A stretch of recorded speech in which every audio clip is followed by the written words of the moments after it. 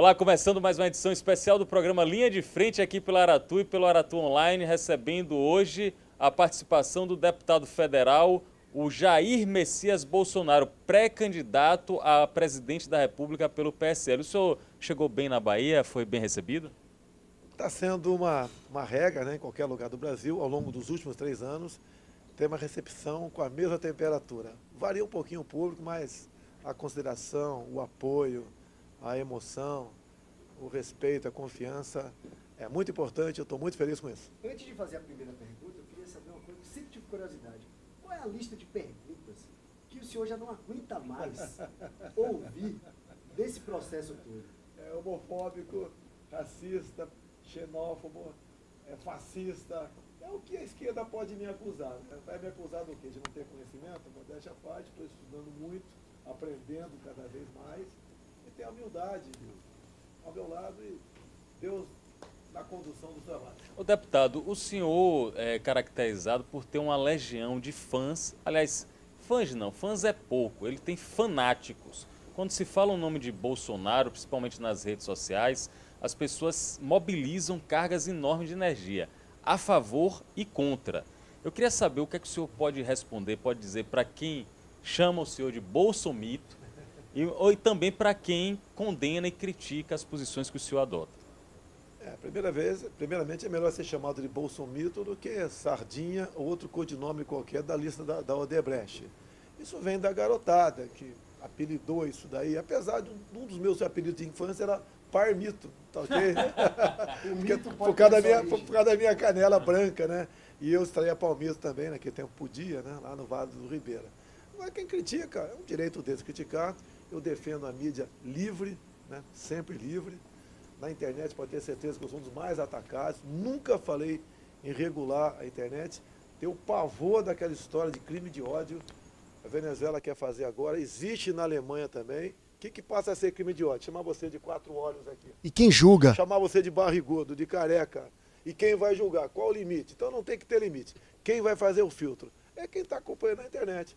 Depois de um certo tempo, a garotada, né, filtra rapidamente se é um fake news ou não. E vamos em frente. Acabei de ler aqui agora, Matheus Carvalho, notícia tem 1 hora e 50 minutos de publicado. O governador de São Paulo, o senhor Geraldo Alckmin, também pré-candidato, ex-governador, pré-candidato à presidência da República, acabou de dizer, a frase é dele: Jair Bolsonaro não tem perfil de governante. O senhor não tem perfil de governante?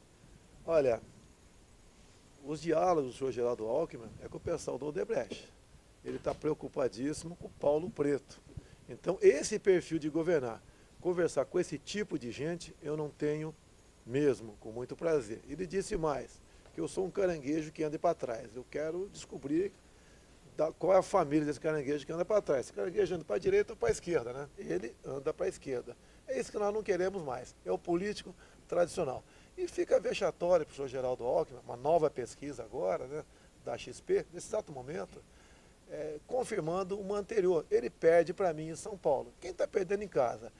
Cujo partido governou 20 anos no estado de São Paulo. Ele no governo há 8 anos.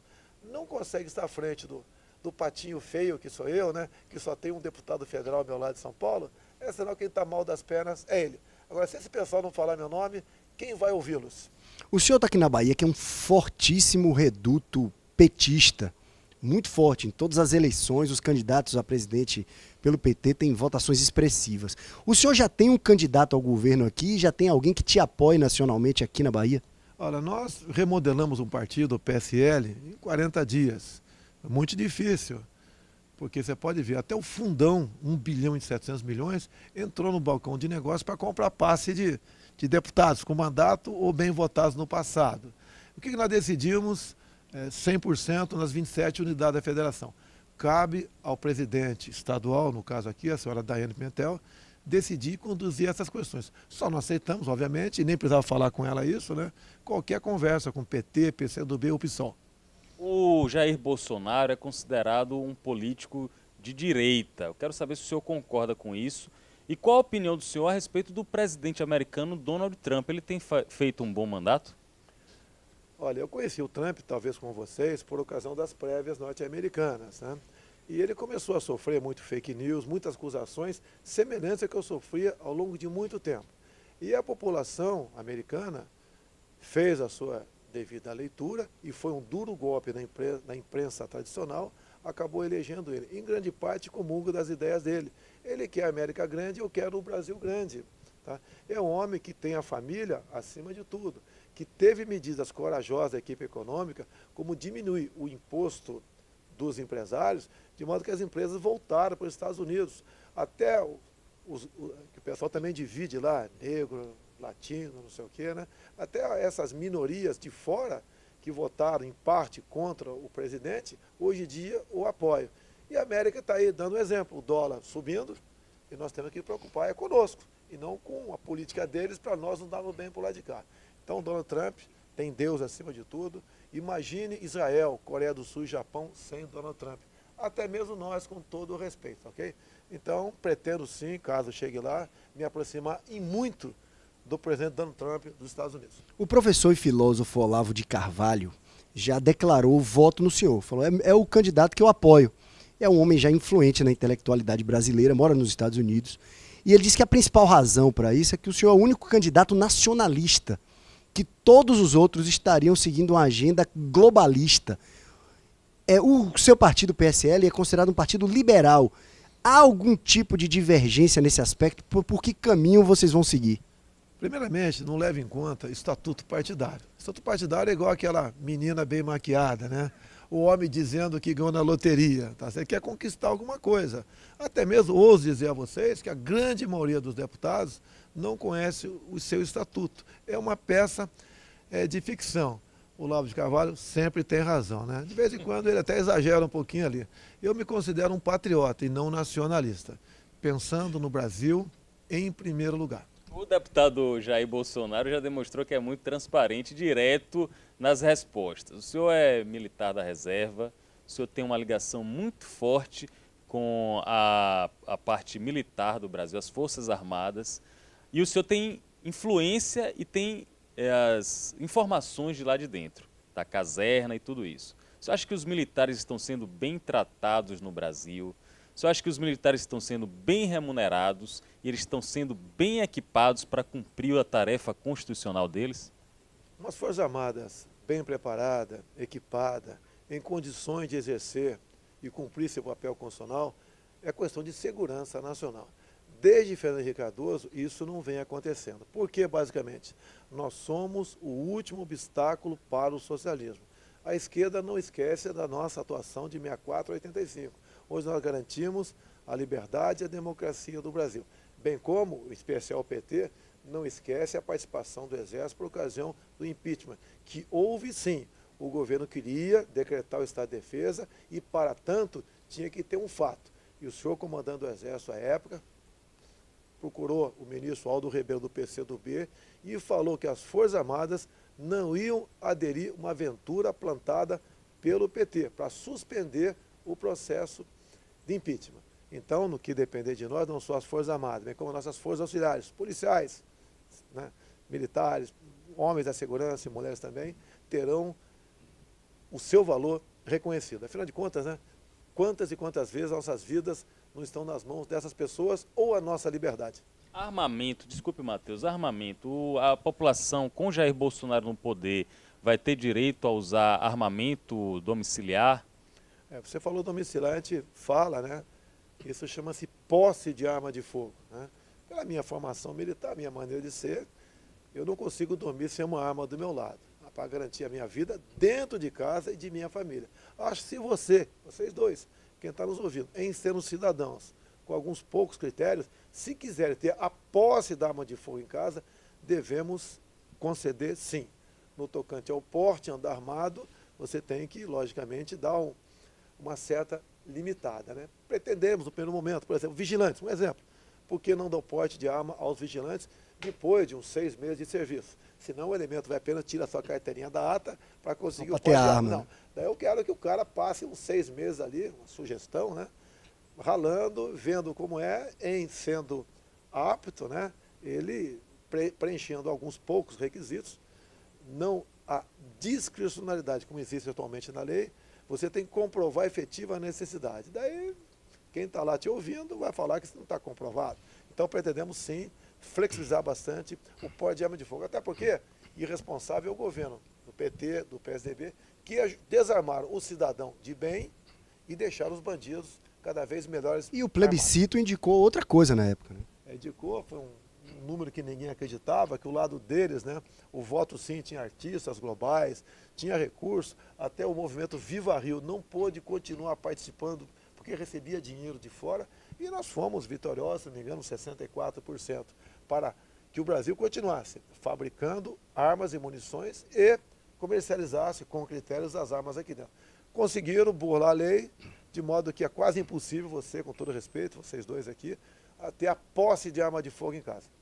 O senhor tem um adversário que é aqui da Bahia, um adversário que essa disputa ficou muito forte nacionalmente e acabou impulsionando os dois, né?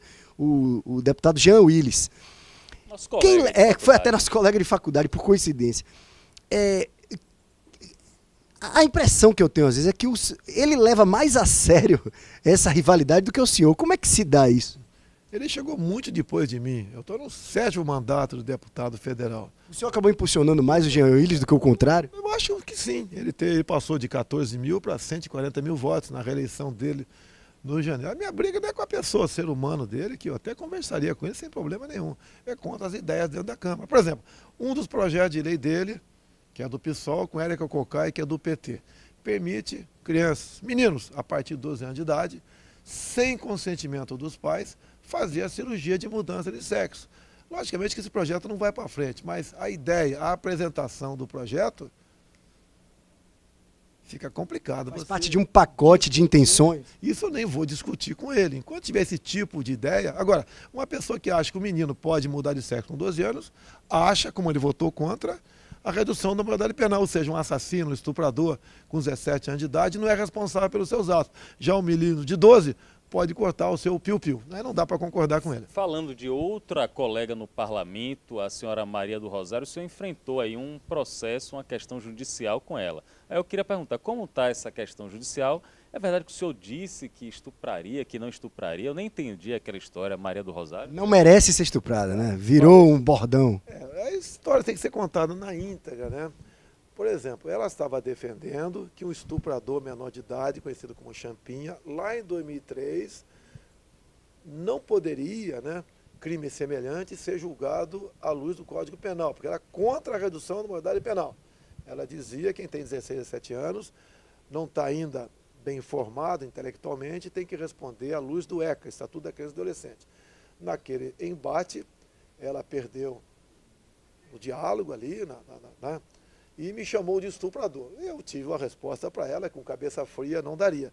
Não vou estuprar você que você não merece, dados os seus atributos físicos. Sim, isso aconteceu. Agora, o que acontece? O senhor acha que o erro foi não ter processado a deputada? Não, eu acho que não devia processar, sabe por quê? Tudo que acontece na Câmara, no campo das ideias, desde que não seja um tiro, um soco, né?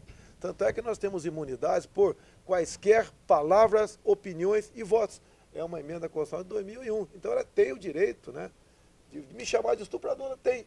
E eu dei aquela resposta para ela. Agora o erro, no meu entender, olha só, como é que o processo chegou ao Supremo? A senhora Ela Vieco, subprocuradora da República, aproveitando uma saída do Janot, ela pegou o processo e levou junto ao Supremo Tribunal Federal. A senhora Ela Vieco, alguns meses depois, foi flagrada em Portugal com a bandeira fora Temer.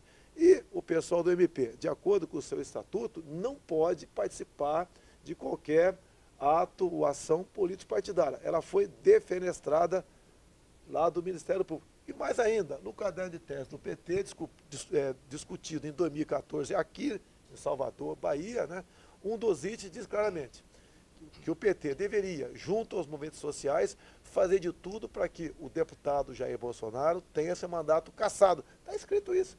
Nada mais do que isso, né, comprovar que é um processo político. Eu tenho confiança que o Supremo Tribunal Federal, se um dia for julgar isso daí, vai que vai esse processo. Fazer um esquema aqui de perguntas rápidas e respostas curtas para saber um pouco rapidamente sobre opiniões com temas grandes, relevantes. Aborto. Sou contra o aborto em N maneiras de uma pessoa, né, evitar ter filhos, tá ok? Então eu sou contra o aborto porque é a vida e eu não sou contra matar uma criança no útero da mãe. Homossexualidade. Cada um faça o que bem entender. Sou contra o material escolar em sala de aula. Eu duvido que um pai queira chegar em casa e encontrar o filho, homem, brincando de boneca, por influência da escola. A escola não é lugar de fazer isso. É a minha opinião, é da minha querida Daiane Pimentel, aqui da Bahia. União civil entre pessoas do mesmo sexo. Olha, isso foi decidido há 2, 3 anos, né? Inclusive estava à frente do CNJ o senhor Joaquim Barbosa. Ninguém é contra a união civil. O que nós somos contra aqui é o casamento. O casamento, como está previsto na Constituição, de acordo com o artigo 236, parágrafo 3º, é entre homem e mulher. Então o senhor João Íris, ou quem quer que seja, apresente uma proposta de emenda à Constituição para modificar isso. Que o casamento seria entre pares, que uma vez promulgada essa emenda à Constituição, nós somos obrigados a acolher. Enquanto isso não acontecer, vivam felizes, né? Pessoas do mesmo sexo, têm a sua união civil, como decidido pelo Conselho Nacional de Justiça, mas o casamento, até no PLC 122, que foi arquivado há pouco tempo, um grande trabalho do senador Magno Malta, previa punição para padre ou pastor que, porventura, resolvesse não celebrar um casamento gay com a mão na Bíblia. Revisão da lei da anistia. Olha, isso já foi. Inclusive, nós militares é que fizemos com que o parlamento aceitasse ela ser ampla, geral e restrita.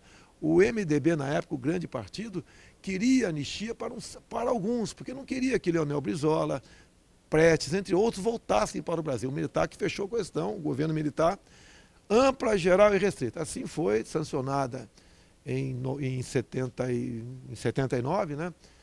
Mas, lamentavelmente, depois dela, a esquerda, sempre rancorosa, acha que a anistia vale apenas para eles e não para... E há crimes dos dois lados. Não há dúvida, em qualquer situação que nós vivíamos de conflito, Guerra Fria naquele momento, tínhamos atos terroristas no Brasil. O primeiro marido de Dilma Rousseff, o seu Cláudio Galeno, por exemplo, sequestrou um avião em pleno ar no Brasil e foi para qual país democrático? Foi para Cuba. O segundo marido participava de roubos a caminhão de carga na Baixada. O senhor Carlos Araújo, que morreu há pouco tempo. Foram crimes, sequestro de autoridades, execução, morte via carro-bomba da VPR de Dilma Rousseff, do soldado Mário Cosel Filho, no QG do 2º Exército de São Paulo, execução em cativeiro, né, do tenente Alberto Mendes Júnior, 13 anos de idade, pela VPR de Dilma Rousseff e Carlos Lamarca, no Vado Ribeira. E do nosso lado, com toda certeza, uma arbitrariedade foi cometida também. Lei de anistia é perdão. Não precisamos esquecer, não temos como esquecer, mas perdão. E o Brasil tem que ver seus problemas daqui para frente. Sérgio Moro. É um exemplo de homem que, esse sim, perdeu sua liberdade. Ele não pode ir na padaria sozinho, comprar um pão, ou ir no shopping passear com a sua família. Tem que ter 8 seguranças do lado dele. Perdeu sua liberdade em troca de um combate à corrupção, que se não fosse o trabalho dele exclusivo, nem eu, que sou deputado, saberia que a corrupção estava nesse nível. É um perfil como o dele, que nós gostaríamos, caso venhamos ter poder no futuro, integre o nosso Supremo Tribunal Federal. Rodrigo Janot. Ele tem um pouco seu viés de esquerda, sabemos disso, né?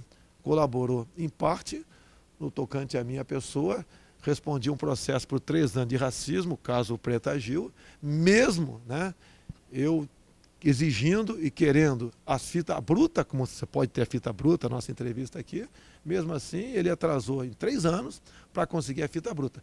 E quando o Marcelo Taz resolveu, foi instado a tal, ele respondeu que não mais a tinha. E daí ele resolveu, então, o MP colaborar, inclusive, no seu arquivamento. Poderia ser feito lá atrás isso daí. Não fez, talvez digo, né, por uma questão política, tendo visto o meu nome lá atrás ser uma ameaça ao tal status quo que tem a política brasileira. Lembrando que essa entrevista vai ser exibida na íntegra, sem nenhuma edição, com Jair Bolsonaro. Minha última pergunta é um nome para o senhor comentar: Lula. Olha, como ele mesmo disse no passado, no tocante a Collor de Mello, ele tinha tudo para fazer história no Brasil. Ele cedeu ao núcleo duro de esquerda do lado dele, Zé Dirceu, Frank Martins e tantos outros, na busca do poder absoluto via democracia, comprando votos dentro da Câmara. Comprou no mensalão, comprou depois naquela questão que a gente chama de propina legal, que é o dinheiro, como por exemplo, da JBS para os fundos partidários, para repassar para os seus partidos. E comprou também entregando ministérios, diretorias de bancos e estatais para a gente, para apoiá-los dentro desse processo de, pela legislação, conseguir o poder absoluto. Eu recomendo a quem tenha tempo aí, quem se interesse, leia a emenda constitucional 81. Ela relativizou a propriedade privada. E a propriedade privada é um dos tripés da democracia e da nossa liberdade.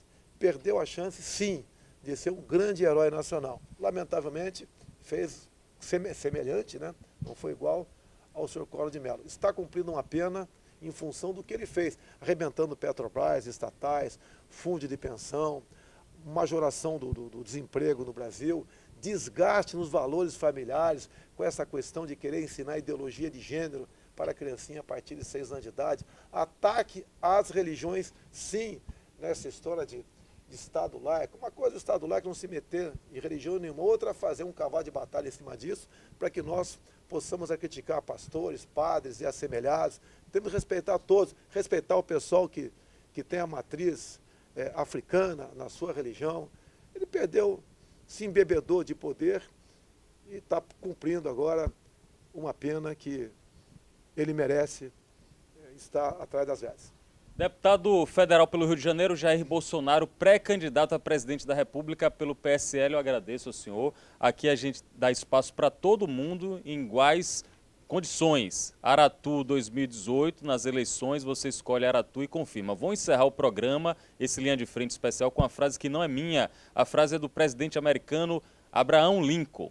Posso não concordar com nada que o senhor diga, mas lutarei até o final pelo direito do senhor dizê-la a toda e qualquer pessoa. Um abraço e até a próxima.